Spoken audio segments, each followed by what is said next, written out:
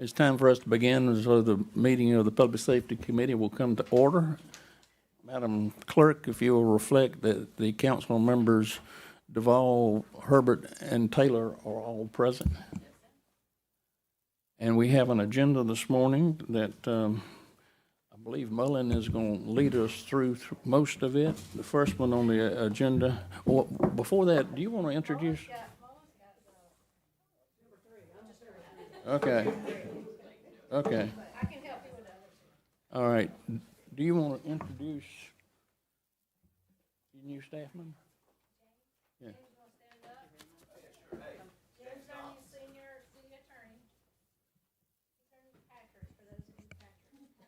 Yeah. That's right. All right, well, let's begin our agenda. The first thing on the agenda is proposed lost and stolen firearms reporting ordinance that has been introduced by Council Member Bustles, who is in attendance, but is going to be a member of the public, so she will just nod her head at appropriate times if she has a comment. We have two suggestions for the lost and stolen. One is a criminal penalty, one is a civil penalty. TK, you want to go through those two? Yes.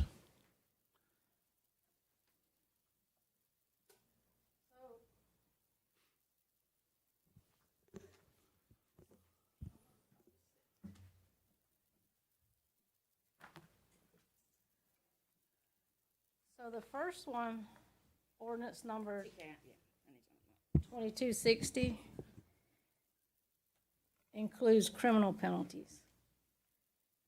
And so it's just for failure to report the loss or theft, and it goes through a first, second, and third offense. With the third offense being $500, 30 days, which is our maximum in city court.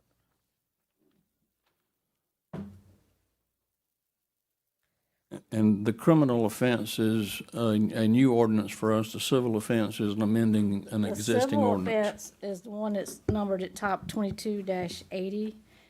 It amends a 2019 ordinance that was passed.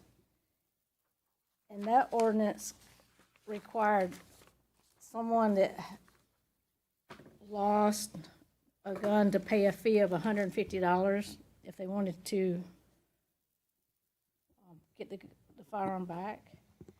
What this does, only thing it does is it changes it to a 24-hour reporting period. This is on the books now. It's on the books now, but it changes it to a 24-hour reporting period. $150 payment is on the books. It's on the books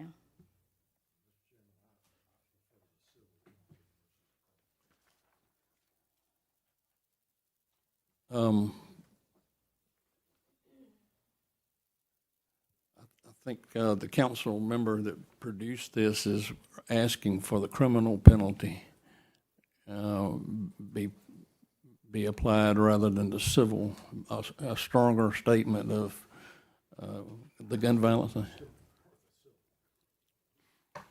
Well, Ms. Herbert? yes. So And I as think a, this is important, that we make it a violation, that you have to report Right. the gun being stolen, but I just have a fundamental issue, doesn't have to do with guns. If somebody steals something from me and I don't report the stealing, that I have done something criminally wrong. Yeah. Use your microphone, Joe. well, I have to put on my former criminal defense attorney hat with this one. And I do have a couple of concerns about the criminal penalty, and this may be similar to what Mr. Taylor is saying, but within 24 hours of discovery, and who determines when, if, and how, or whether or not you're telling the truth about when you discovered when your gun was either stolen or lost. And I hate to go to TV, but you always see it on television where the kid has taken dad's gun and the folks come in and say, where's your gun? And he says, it's in the box. And of course he looks in the box and there's no gun. In that particular situation, do we think that the father is telling the truth or not? and he just discovered it. So I just see a lot of issues with having to clarify or defend if I have discovered it or not. Well, maybe I should say I would be the attorney saying, well, I just discovered it. So I don't know if y'all have any thoughts about that. I can give you just some anecdotal if you want from me. You know, there is a burden of proof that would be required on the criminal side. You raised some very good points that would certainly, you know, come to bear if somebody, you know, wanted to challenge being given a citation or for that. On the civil side, I think if you are just simply holding the owner responsible, period, you know, that's the scenario that you gave could be legitimate, but you know, with this ordinance, the message would be, you need to know that your gun is secured. So it's, you know, the fact that you're saying you didn't know your son or loved one took it, that's kind of on you. You should have responsibility to know where your firearm is at all times and it's secured properly. So it shouldn't be an issue, but it's, you know, it's a civil penalty versus you know, a criminal penalty. So I just think that the burden is less. I'm holding my tongue. Well, no, This no, all this is is about very responsible practical. ownership. Yeah. But so I guess as a practical matter, I don't check my gun box every day to make sure it's there or that no one has messed with it. And I guess, so when you said it, I was like, whoa, but I guess maybe that is a part of it, really understanding the level of responsibility that comes with having the gun in the house And or any other place. the ordinance says when the loss is discovered. So if you didn't discover it until the police said, "Where's your gun?" The police are going to say, I knew ahead of time. That, So I mean, that is where the gray area lies. And maybe that's why the criminal may be a little harsh to me. Plus, it may create Tina Herbert's coming in just to create that whole little, how did you know how did you know? How did you know that I didn't just discover it today? So I may actually agree with Mr. Taylor on this one, Erica, and lean more towards the civil as opposed to the criminal, unless y'all can convince me of something else. What's the fine on the civil? It's $150 fee that they pay. Get the gun back. But there's no penalty for not reporting it. No, then that's missing the point. I mean, it needs to be added that if you don't report it, there's a fine, and I don't have a problem with that fine being the max. You know, and I think Dr. Bustle's coming up with this ordinance is a fantastic thing and something that we need in our city. Like I say, I got a real problem with making it a crime if I don't tell the police that somebody committed a crime against me. That just doesn't work. So I think you ought to, if you add the ordinance where you have to report it and there's a $500 fine, if you don't report it, I'm totally good with that. I think the $500 might be the maximum. It would go to. That's right. It would go to who would this go to court if it was a civil?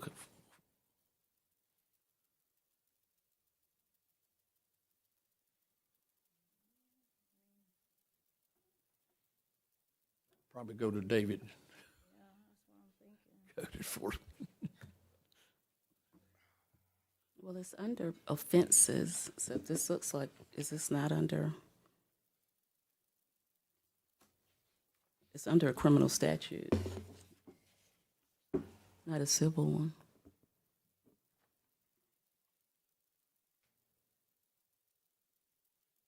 $500 was the maximum city fine. It is. What are we asking here? maybe 500 is too much for the first offense, have it graduated for the first offense.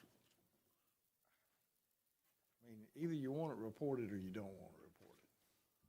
So, and with the inflation that we're having today, I'm not so sure 150 is that much of a deal. I mean, I just feel like going to the maximum 500 on the first offense might be a step too far. On the other one, we have first, second, and third offense starting at $100, $200. well, that's what I don't know if even that is that encouraging. Let's just say, I mean, if you're serious about wanting stolen and lost guns reported, be serious about it. You want to do 250 and 500, or you want to, Tina? What do you? I'm serious Well- about it, Howard. Do I hear $100? Again, I may actually agree with Mr. Taylor on this one, because we still want to send the message. And when you said first, second, third, I'm wondering how many times is a particular person going to have their gun stolen? I mean, because that would seem to be an issue with that particular person. So I actually don't think we need a step up, because I don't think your gun should continuously get lost and or stolen. Okay, TK, can you go back and put a penalty clause in there for $500 and leave the 150 to get your weapon back? So it would be 650 if you want your weapon back? No, when they're reported within 24 hours after the loss, that would be a $500 fine, $500 fine, $150 to get your gun back. and 150 is a Sends separate a matter. message, keep the thing locked up going forward. So I do have a question. How often do people come to buy back their lost or stolen guns? Very seldom. So do we need, I mean, do we think that that's an effective deterrent anyway? I don't know if it's a deterrent. I don't know that I would call it a deterrent. You know, so the anatomy of a stolen gun, the scenarios that we hope this would help improve or reporting would be, you know, we recover, around 800 guns a year. Probably a quarter, a little bit higher would be reported stolen. But what that tells us is there's two-thirds are not reported stolen, but the likelihood that they are is pretty high. So what we do when we seize a gun, we do what we call an E-trace. We trace back the origins of that gun to see, where it was purchased. If theoretically it was, purchased from Skip Holbrook, that lives at, 123 Park Street in Columbia, then we would go visit Skip Holbrook and ask him, where's your gun? And, we probably get two explanations. It's, like you said, it's in my closet. I'll go look. It's not there. Or they may say it was stolen out of my car and I reported it, but I didn't have all the information.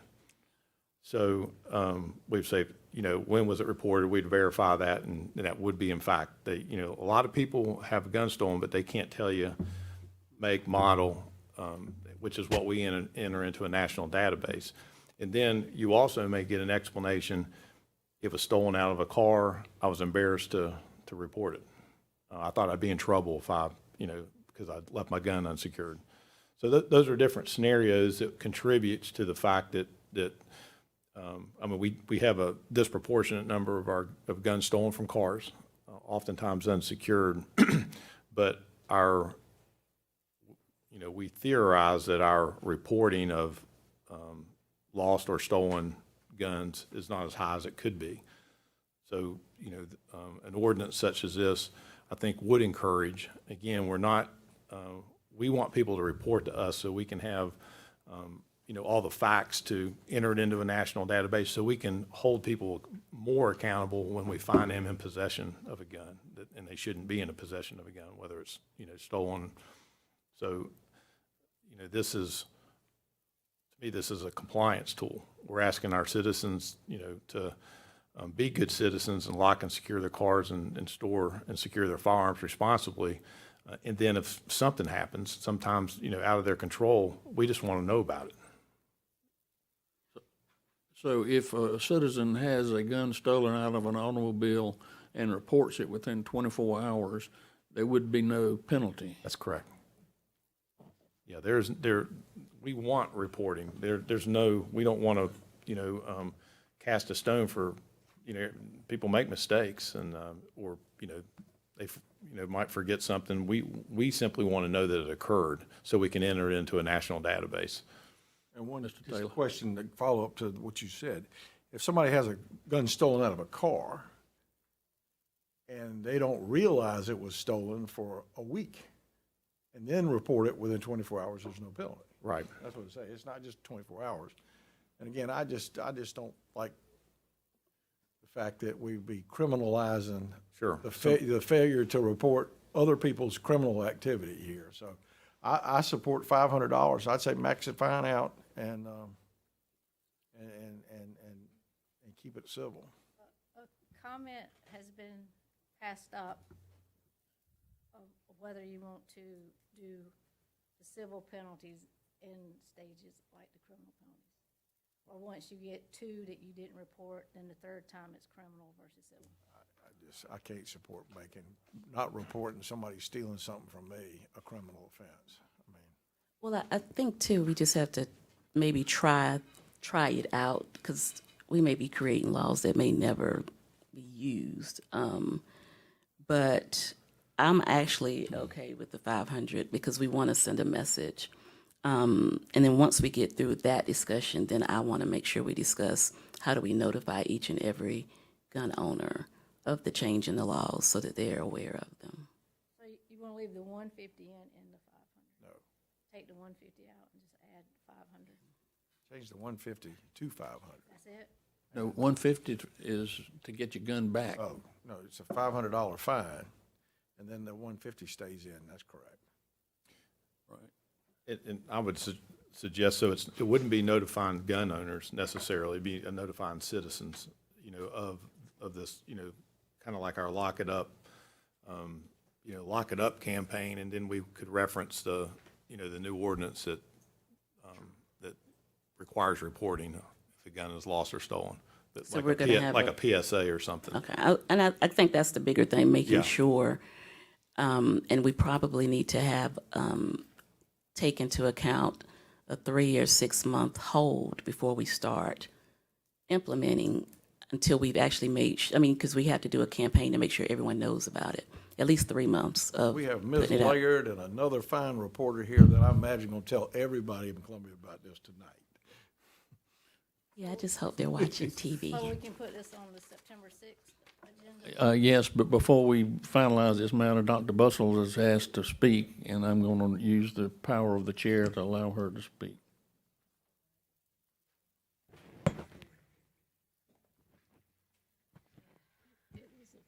Thank you. So the suggestion that I had was potentially doing an incremental, because I do believe that if you, the first time there's a lot of ambiguity, the second time, okay, you may have known about the law the first time. The third time, I think there has to be some responsibility, and I think about this law the same way that if you are in an accident, you may be the victim, but there are certain laws that require you to report that that's happening. And so one suggestion that I had, and I don't know if this is legally possible, TK, but allowing us to do a hybrid of civil penalty and then the third offense being a criminal offense. So your criminality. So you're not being criminalized for not reporting. You're being criminalized for the 2 civil infractions that you have made. You would be punished for a pattern of not reporting. Yes, ma'am. That is different. That's A what I was pattern. trying to say. Yeah, a pattern of not reporting. Because I'm just thinking, who just happens to lose or have their gun stolen at least 2 or 3 times in their lifetime? That seems like a rarity. Does that happen, Chief? That would be rare. Somebody that's had a gun stolen 3 times, I can guarantee you they're not reporting that. So do we want to encourage, do we want to encourage that person, or what are we saying about the person that continuously has problems keeping control over their possession of their guns? To me, we might be getting choked on an ad a little bit with that. I mean, that would be an extreme outlier, in my opinion, that you would have like a third offense, not reporting a gun. You know, I think this is a strong nudge on behalf of this city because of our gun challenges that we have, our gun crimes, to strongly encourage our citizens to do the responsible thing when they lose a gun or a gun is stolen, and that they promptly provide that information to law enforcement. Okay, so I do have one more question. I'm Go ahead. sorry. Because you're saying citizens, the ordinance refers to firearm owners. And then this last paragraph, paragraph F on the civil penalty says, no fee shall be assessed against any firearm or owner for weapons secured solely for temporary safekeeping. What's an example of that? Example of that would be, I'm going out of the country for 3 months. Can I store my firearms in the custody of the police department? We have done that, and I think that's what that's referring to. Only with the police department, so not if Right. Ms. So, Wilson says, Tina, and the reason that's hold in my there is because gun. our existing ordinance charges somebody $125 for not, when they don't report the gun, we notify them we have located your gun, and we have it in our property for if they want to come and get it. That meaning there's not a crime attached to it. It's just simply a found weapon, and it wasn't reported stolen. There's a fee for retrieving that gun. That's $125. So I think the intent of that would be if somebody provides their gun voluntarily to the police department for storage while they are, away, if you will, that they're not charged that fee to retrieve that gun that they voluntarily gave to the police department. Okay, so Ms. Knox, with that being said, I think that should read, no fee shall be assessed against any firearm owner, because it says any firearm or owner. Yeah, we can, when you read it with all the other ordinances and the verbiage, it makes more sense. But what we'll do, if you want to do it a civil penalty of 500, we'll clean it up altogether. We'll clean up the whole. okay, so you're going to add the $500 civil penalty in. You're going to leave the $150 to retrieve your weapon in. That the consensus? If Dr. Bustles wants, when we get this back to council, if she has some amendments that she would like to offer at that time, the council can take it up as the whole council. So we'll shoot for September 6th. September 6th. Let me just add, Howard, I do want to commend the council person, Dr. Bustles, for taking the initiative to come up with one, and I believe this will probably stand constitutionally, which is important for us, and I do think a $500 fine for failing to do it will get more attention than a $150 first offense, and I think this is a really good move, and I thank you for the hard work on this, Dr. Bustles. Ms. Bustles. The second item on our agenda is put forth by Councilmember McDowell. Mr. McDowell wants us to authorize the City of Columbia to print and have available signs that would implement the state law on the notification to citizens about carrying concealed weapons in places of business or in their homes or at events. And the state law is quite specific, and he thinks, I believe, that the city providing these signs and providing some expertise in location of these signs would be helpful in getting more places that do not allow weapons. The problem we have, I think, would be the cost. I think that there probably is significant cost to printing these signs. I don't know if anybody's got any. Has anybody got any estimates on how much it cost? I have some. Okay, you want? The signs that are 3 feet by 4 feet, which are big ones, are $113 each. The ones that are 8 by 12 are $7, and decals 8 by 12 are $4. Mr. Chairman, let me just say this. I don't have a problem with the city providing the smaller signs and a directional brochure of how to install them. I don't know if this needs to be a resolution or an ordinance. I think if this is something the chief wants, that he should talk to the city manager, and we should somehow make it just a police department program that we have. I mean, I'm just kind of confused of why we're dealing with. Oh, yeah, we were just listening. It wasn't a recommendation from the staff. No, that's my point. Is I'm not so sure why we're actually dealing with this at the council deal. Again, I think this is fine for us to do. And I just think it's a program and it's not a resolution or anything. And if Would you suggest providing the signs or helping the citizens? I mean, I don't have a problem with our having the police department, print up 10, 15, 20 of the smaller. We're not going to do the bigger signs, I don't think. And having an instructional booklet, of how and where to install them. I mean, it's not that scientific, to be perfectly honest with you. And but I just don't. I think, again, if it's a program the chief thinks that we ought to take a look at, I would just say, hey, put the signs up. Just make it a program, kind of it could be in our business, in our OBO office or somewhere if we want to do it. But I just don't see us doing a formal deal here where we got to compel ourselves to go out and buy these things that may or may not ever be used, or may be a huge demand for them. I don't know the answer to that, but.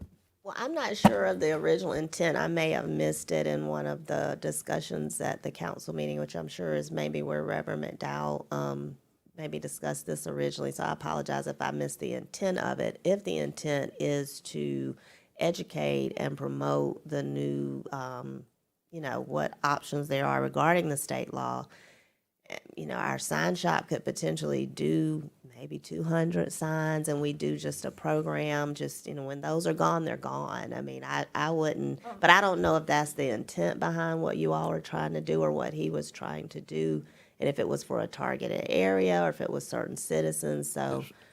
He did not have a targeted area, so I think he would have Just it to any available. citizen. Anybody that wants to ask for assistance. Most of these are just decals that go on the door. I think he checked with our sign shop, and we couldn't do it in-house. They couldn't do it, and that's why they had to go outside to get quotes. Because of the size or something of it, they couldn't do it in-house. And Well, I was going to say, just going back to the intent, I thought, and I could be wrong, but that the signs do need to look a specific way and be done a specific way, and some everyday citizens might not have the capacity to meet the specific requirements of the signage needed. That was my understanding of why it would be a helpful aid to make sure that they meet the requirements. and we would just have to, put some parameters around what we can afford to do is all I would say, and what we have the capacity to provide. Can I just make the recommendation that the committee just ask the police department and the city manager's office just to see what it would cost us to make signs in lots of 25 and an instructional sheet on how to install or where to install, and just have those available for the public that asks for them. And work with Councilman McDowell to see if that's his intent. I think come up that, with a, I'm sorry, I was just, so I feel uncomfortable with Mr. Reverend McDowell not being here to clarify the intent, so I would honestly much rather defer it, instead of inferring what the intent is. That would just be my recommendation. the staff will work with him to make sure we covered his intent. Okay. And so what's the harm in the resolution, or why don't we want to do the resolution? Everybody knows what it'll cost.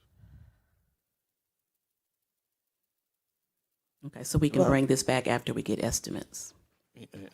He can return it if he finds a funding source, or if the city manager thinks that there is a possibility that we could supply the signs as necessary. So- Maybe even just supply a certain signs, not the large signs. I'm sure that the language is fine, it's just open-ended, I guess, from my perspective right now, until we know what are we doing this forever, or we're gonna do like a campaign and then it comes to an end, so we'll work with Reverend McDowell. Okay, thank you. Thank you. The next item on our agenda is the ordinance that would prevent CBD and vape shops from proliferating in the city. And I think Mullen Taylor would like to give us a briefing on that.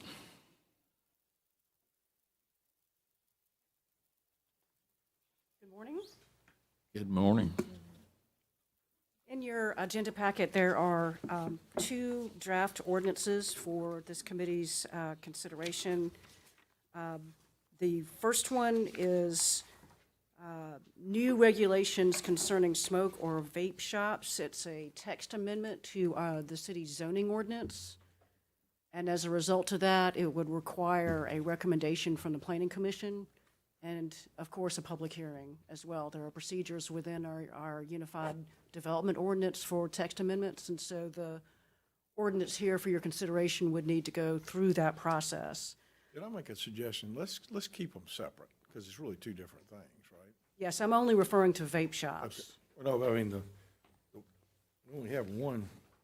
There's two ordinance here. One is dealing with vape shops, smoker vape shops, and the second Distances. one is dealing with CBD purveyors. And But the second one is dealing with purveyors and warning signs, right? It's the warning sign. only the ordinance that deals with warning signs applies to businesses that Okay. sell CBD products, and that is not a zoning text No, amendment. I know, that's what I was gonna say, keep that one, let's keep it separate. Right, I was. I'm only referring right now to the vape shop zoning text amendment. So this was an interest by certain council members. Mr. Vall, I believe this was something you were promoting, and so I did reach out to the city of Myrtle Beach, understand that they had similar provisions, and I have based this draft ordinance on the city of Myrtle Beach's ordinance. It is, there is a litigation in federal court against the city of Myrtle Beach brought by vape shops, but the basis for that lawsuit is not at all distance requirements. It's completely separate. The litigation was brought in 2018, and at that time, Myrtle Beach had an ordinance that essentially banned vape shops within their entertainment district. And that is what the lawsuit is about, not any sort of distance regulations between vape shops or schools or churches or whatnot. That is still on federal district court. Last I checked, there was not any substantive ruling. Some of those claims, I believe, is going to be returned to state court, and some will remain in federal court. But they brought due process claims, takings claims, equal protection, the whole constitutional, round. The whole platter. Yes. Yes, so this is based on Myrtle Beach's ordinance. Something similar to this is currently within their Unified Development Ordinance that they just recently passed in January of this year. I'm not aware, and based on my research, that there are other jurisdictions within South Carolina that have an ordinance like this aside from City of Myrtle Beach. I have taken the definitions from Myrtle Beach and updated them The distance that's what's contained within here is 1,500 feet, either from a public or private K through 12 school, child daycare facility, youth center, recreational facility, park, church, or religious institution, or community center. And then also, smoker vape shops shall not be located within 1,500 feet from another smoker vape shop. It's entirely up to this body and, of course, City Council as to whether or not you want both of those or just one. And, of course, the distance requirement is at your discretion as well. We have in our own UDO, like bars, I think, have a distance of 400 feet. Sexually oriented businesses, they range from 900 feet to 1,200 feet. Myrtle Beach has the 1,500. But that's entirely up to you as to what the distance would be. My concern with the 1,500 feet is the adding of the section in there that deals with private K through 12 school, public K through 12 school, child care facility, youth center, recreation center, park, church, religious institution, or community center. And I think if you put all of those entities on a GIS map and did 1,500 feet around them, it'll cover the whole city. And I think that would get us in trouble by eliminating any possibility of any more vape shops. Well, that's quite possible. It's up to your discretion to delete that or reduce the distance. I'm just basing it on the city of Myrtle Beach. The members of council, what are your thoughts on the 1,500 feet versus maybe 400 feet like we do for bars, or taking out A?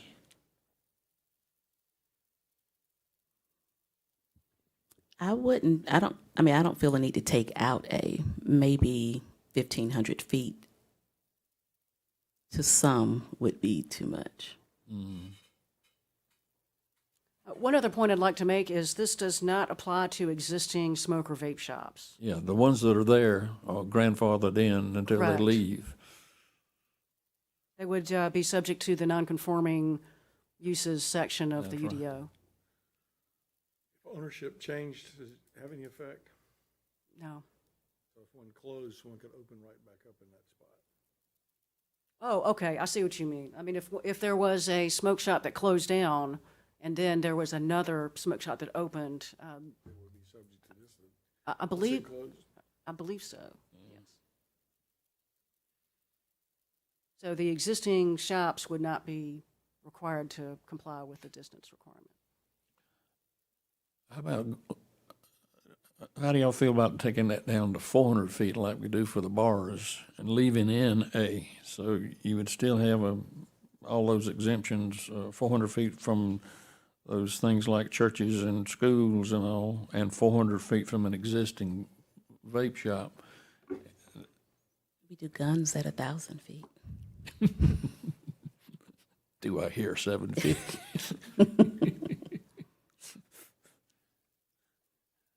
Mr. Taylor, what? this is yours, I mean, whatever you like, I'll support. And what I'm thinking about, I would rather closer to 1,000 when we're talking about all the kids who are doing all of the smoking and really being a deterrent. And the first thing being public or private high schools, public or private K through 12 schools. So There are other laws dealing with schools that use 1,000 feet. Yeah, I think the gun law, the state gun law is 1,000. Let's take your number of 1,000 and then put 1,000 instead of the 1,500 feet. Is that okay? That's fine with me. Always like to get business done. Would that also apply to Section B? Yes.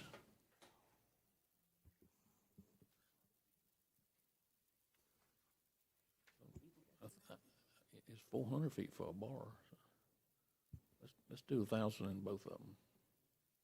Okay. Okay. Any other questions about that? Any other council, y'all have any questions? All right, we'll get that one ready to go too. Right. The second ordinance, draft ordinance, deals with businesses who sell cannabis products, which is hemp-derived cannabis. Obviously, we're not referring to a controlled substance here. It is what I call a disclosure ordinance that requires businesses who sell hemp-derived cannabis to post clear and conspicuous signage stating that consumption or use can cause a person to fail a workplace drug screening test. So this is for your consideration as well. I would appreciate some direction, especially as far as the size of the signs. This is a starting point. I'll make sure this is the one we're talking about, right?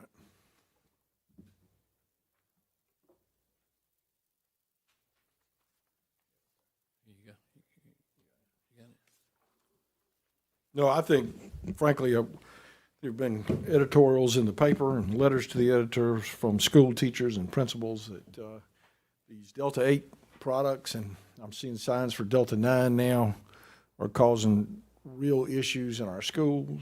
And you know, and while I know Delta 8 is considered legal, I think the verdict's still out on Delta 9. Delta 9 is what is typically known as the THC. So that is not, that's what a drug test typically tests for, is my understanding. I know, and Delta 8 has THC as well. All of them are THC, That's right. correct. But I'm saying, I've seen reports where some say Delta 9 is not legal in South Carolina, and I certainly see signage now on buildings saying they're selling Delta 9. So I don't know where that is. All I do know is this, that folks can take these things, assume because they're legal that there's no negative consequences, and fail their job work, drug test and et cetera. And I keep hearing horror story after horror story, and there's no mandate for any warnings. And so what I'd like to see us do is mandate in Columbia, South Carolina, if you're going to sell these products, you have to post warning signs of enough size, and that size would be prescribed at 50% of the signs advertising the products. That you got to post warning signs that this may cause you to fail, and you can say workplace drug test if you want, or just may cause you to fail a drug test. I mean, it can be for kids playing football somewhere in high school or anything else. Okay. But I think it's important for us today that we make not just the young people, but everyone aware, legal or not, there's negative consequences that can occur by the consumption of these things. And this doesn't apply to just vape shops, by the way. It's anybody that sells Delta 8 or Delta 9. I mean, so it should really be changed to where it says any seller of these products is required to post signage equal to 50% of the size of the signs advertising the product.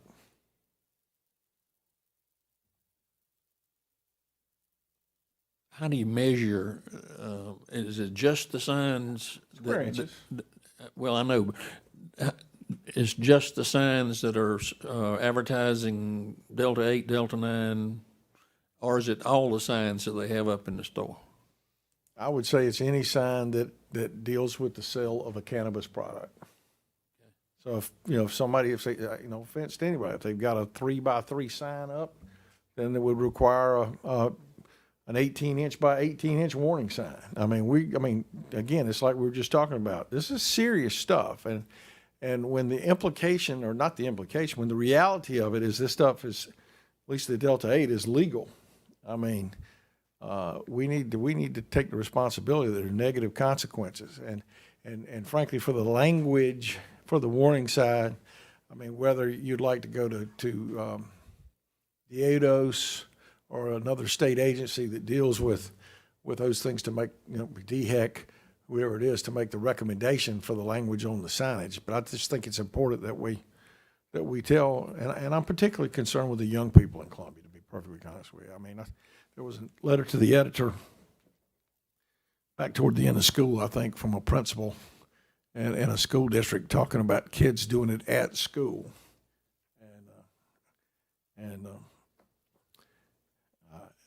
Never having done it, I can't tell you what it feels like, but the implication certainly was they were high as a kite while they were still in school, and I just think we got to take some steps on that. I mean, do you want Merlin to get some language that could be put in here so they would know what they need to say? Absolutely. I mean, if you want to do that, I'm fine with that. This product causes, And I mean, it can be as simple as just consumption of cannabis-related products.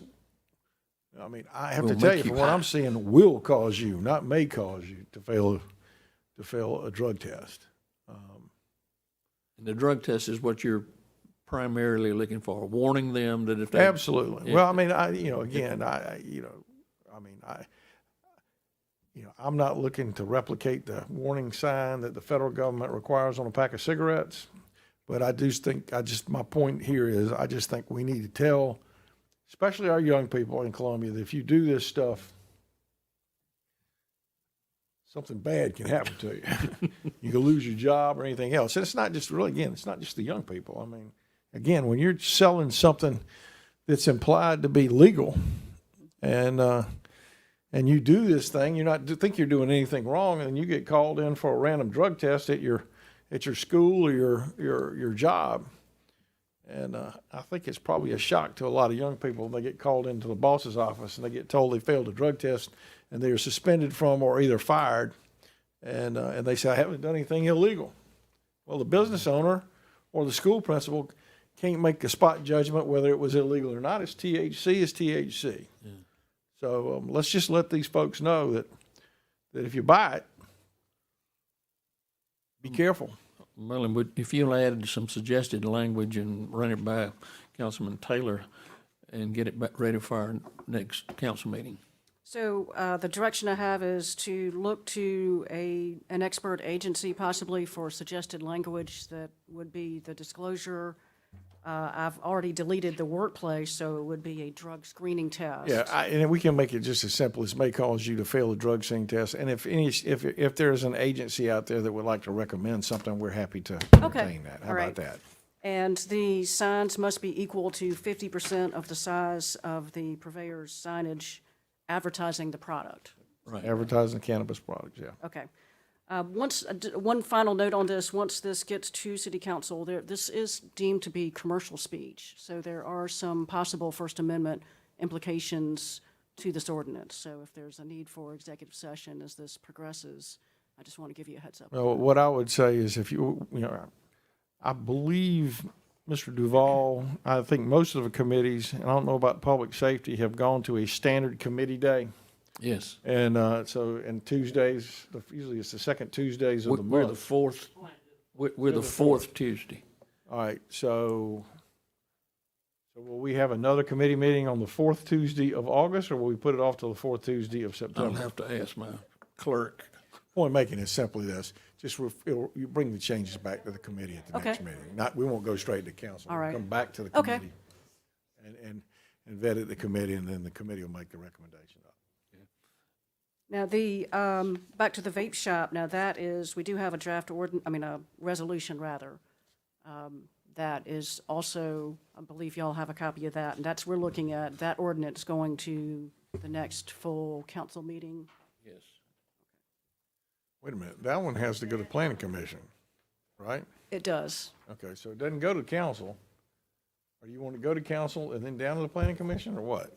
Oh, it's got to go to the planning commission first, doesn't it? It does. What I'm talking about is a resolution that states that city council is considering this vape shop ordinance This is and the that it pending goes to the ordinance. planning commission and invokes the the pending ordinance Right. doctrine and sends it to the planning commission and sets a public hearing for city council. That's your suggestion that they do a resolution first? Yes. They don't have to do that. They could just go straight to the planning commission. That was the suggestion in terms of the pending ordinance doctrine. The pending ordinance, we need to either get it sent to planning commission. I think when we send it to the planning commission, that shows the intent of the council. So if it goes to the planning commission, I think we can pass a resolution invoking the pending ordinance doctrine at our next council meeting. And there's a draft resolution that does that. Okay. I mean, it does refer it to the planning commission, but if you say that's not necessary, we can delete that. Yeah, I don't think it's necessary that we have a council action to refer it to council meeting, but I think at the council meeting, we need to state that we have referred it to planning commission and we're invoking the pending ordinance doctrine. I I think in order to invoke the pending ordinance doctrine, we're trying to beef up council's intent.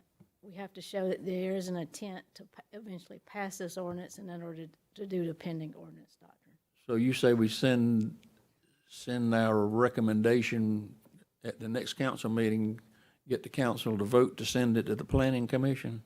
Well, you don't have to vote, but at least have some discussion on the record. Okay. Okay. Take it to the full R- r- council. When we do the report on the Public Safety Committee. Okay, I got you. We can do that. We would want to post that, Howard, I do think. I don't think you want. I think you want to put some public notice. So we're going to have the discussion, so we would do it at 2 weeks from today.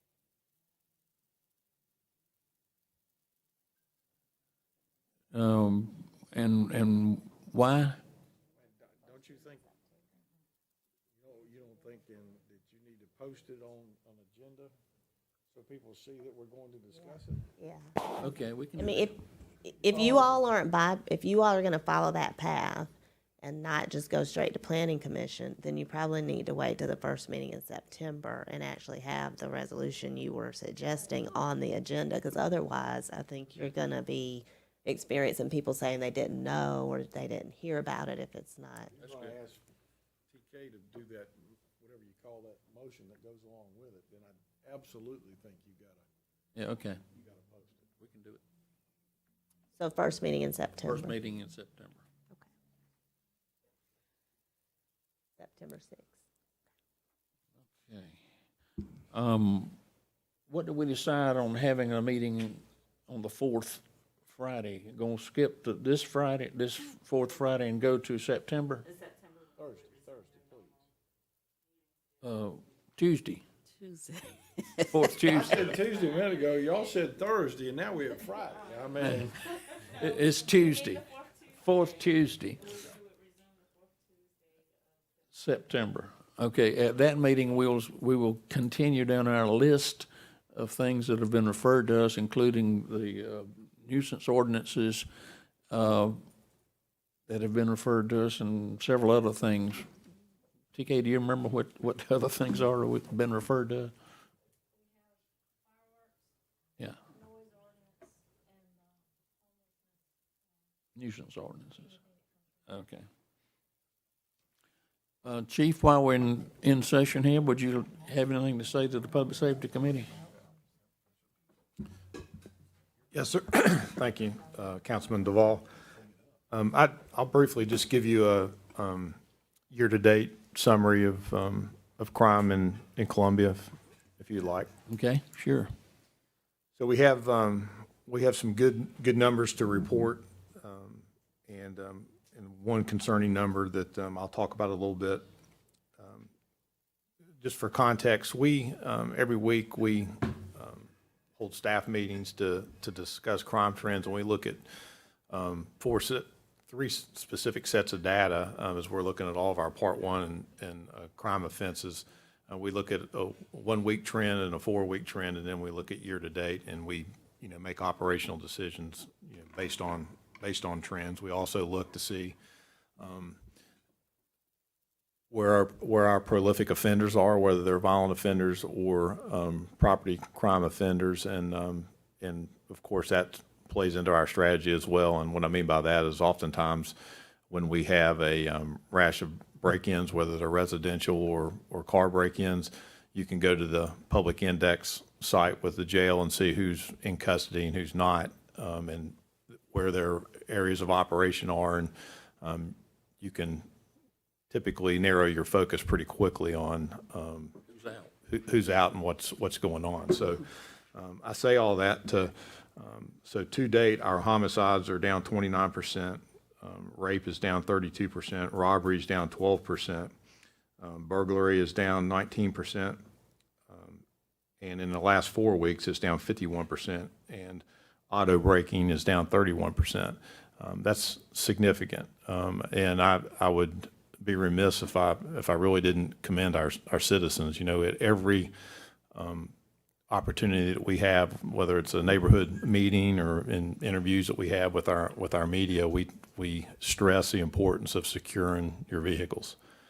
And because most of our car break-ins are let-ins, they're not really break-ins, but we do still have occasional glass shattered if there's something visible in a car. But I really think that our citizens have kind of heeded the message and have taken ownership of the problem.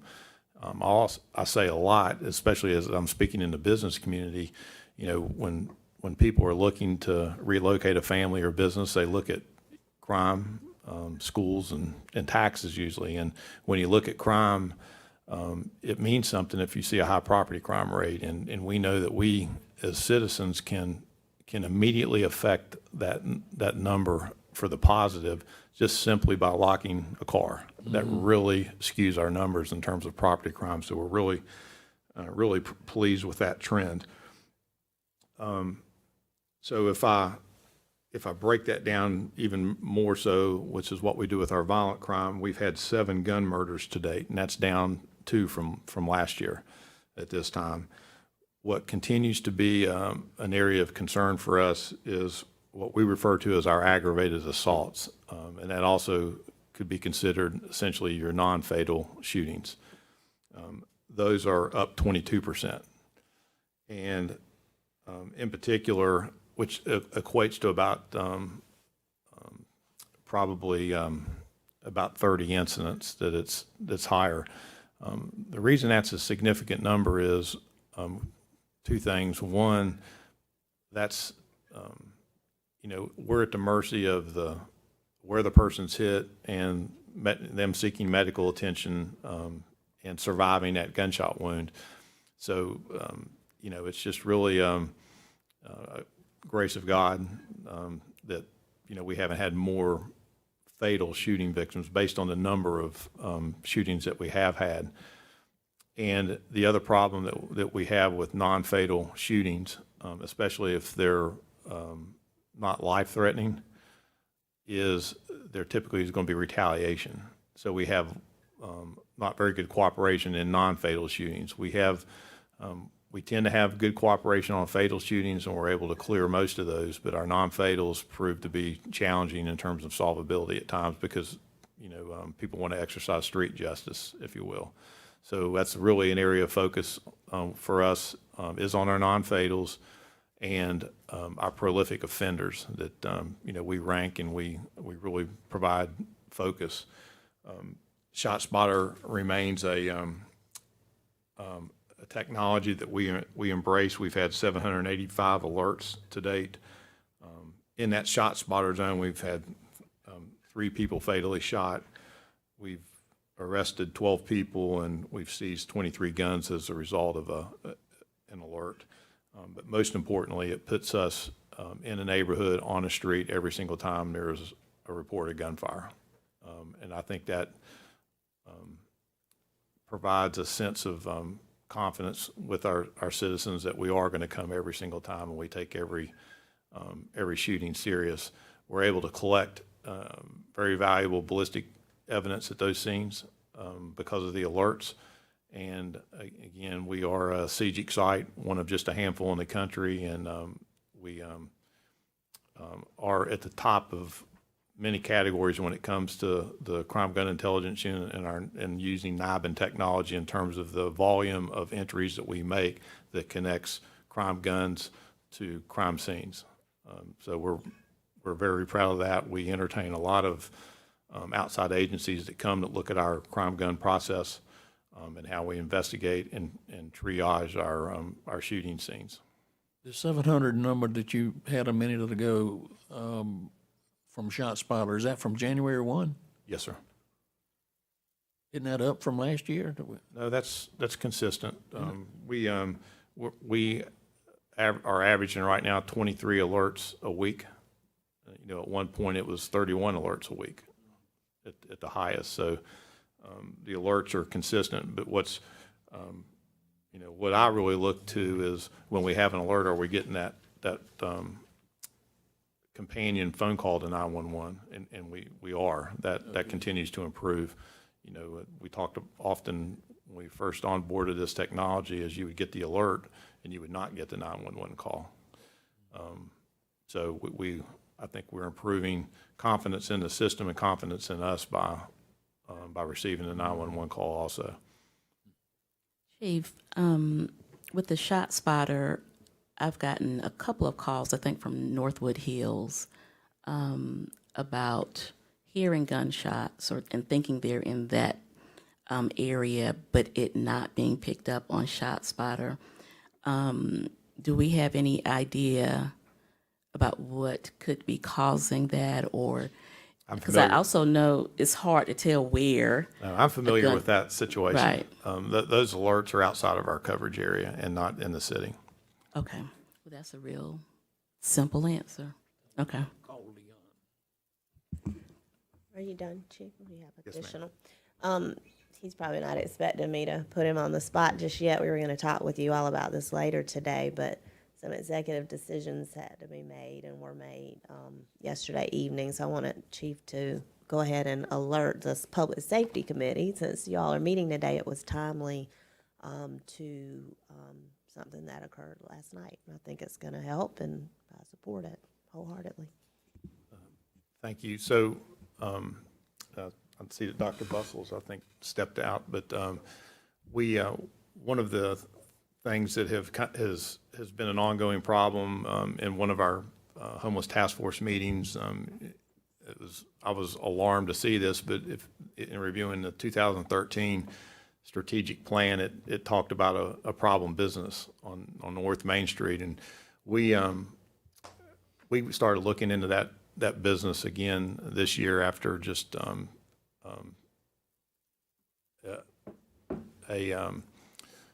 the volume of calls for service that we were responding to there, and how it was contributing to some of our problems that we were experiencing in and around transitions and with some of our transient population. It's the Maine's best convenience store. We put them on notice several months ago that we were potentially pursuing a nuisance declaration based on their business model and the activity that was occurring, on their business property and around their business property. We have not seen any improvement that we had hoped for after our meeting. And so last night at the close of business, we served a nuisance order on them, shutting them down. Let me say thank you.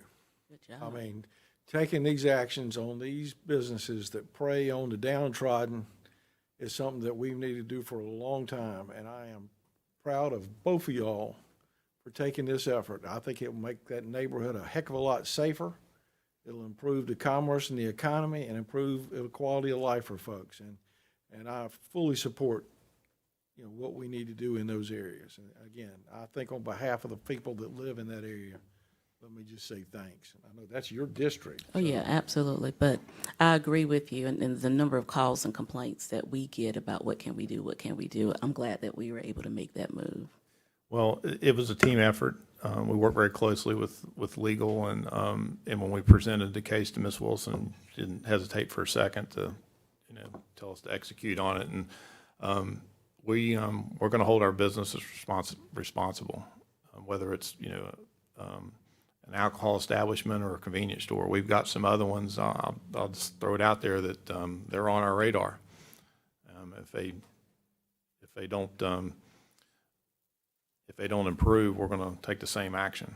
Let me tell you, I think sending a message to businesses that want to contribute to the delinquency is a good thing for our city. And again, I fully support you 100%. And Chief, if you could, just for the public too, explain what that means. So you serve them with the nuisance ordinance. Just so folks can know what to expect. They had a chance to improve, right? They did. So we served, in April, we served a letter putting them on notice. We require them to come meet with us so we can lay out specific violations that we've seen and give them an opportunity to change that. And again, we just did not see any moving that needle. And as we were preparing to serve the letter on the owner operator, our inspector that was there, watched some violations just as he was sitting there. So again, it's a pattern and practice, if you will, of just not responsible management of a business. Since one of the things we referenced in the letter was 197 calls for service at that location. That is just an incredible drain of police resources, and it's not defendable in any way. So many of the transient homeless, I always apologize for not using the right words to describe those that are experiencing homeless. But one of the problems we have in the Elmwood corridor is, as many of you all know, is our aggressive panhandling in the roadways. And a lot of the folks that are panhandling, they're not panhandling specifically in that area. They're not panhandling for a meal or shelter. They're panhandling to go over to that store and buy alcohol. And we watch that pattern frequently, and that was, one of the things that was discussed at the time we had our meeting back in April. Excuse me 1 second. Dr. Bustle's asked to step back in here because they invoked the nuisance rule and closed the Blue Store down last night. And I know that's something you've been. Wait. That's what I say. I know that's something you've been, your committee have been very engaged on, and I didn't want you to get surprised by the good news. So, and I hope you'll make this briefing at City Council today too. So, because We'll do that. The Public Safety Committee meeting today was good timing. My plan was to share it with all of council, but we needed to talk about it in here, and particularly because you all, I know, are going to be talking in the weeks to come about the nuisance ordinance in addition to what we've done, the authority, the chief and I have, but beefing up some things as we've talked to legal. So we're very happy that this committee is in place to support those efforts and give us some guidance. Because as Chief mentioned, there's more to come, and I'll talk with you all about some of that in executive session as well. That's excellent. Chief, real-time cameras going live soon? Yes, sir. Again, we've discussed in the past, we've been delayed because of some of the shipping issues, chips and some of the technical aspects of the program. They're in a boat somewhere. They're on a container ship somewhere, but they're currently building what we refer to as building the boxes out. We hope to have a initiative kickoff briefing for the manager and staff in September, and more than likely a demonstration for you all shortly after that to be able to show Put our the public safety capability. right up the top. Yes, sir. Of the tour list. That's going to be a game changer, I think, for the city. Anything else for the good of the committee? If not, next meeting will be fourth Tuesday in September. not Tuesday the 4th. 10 looks good. Is it 26 or 27? Madam Clerk, you may show us unanimously agreeing to adjourn.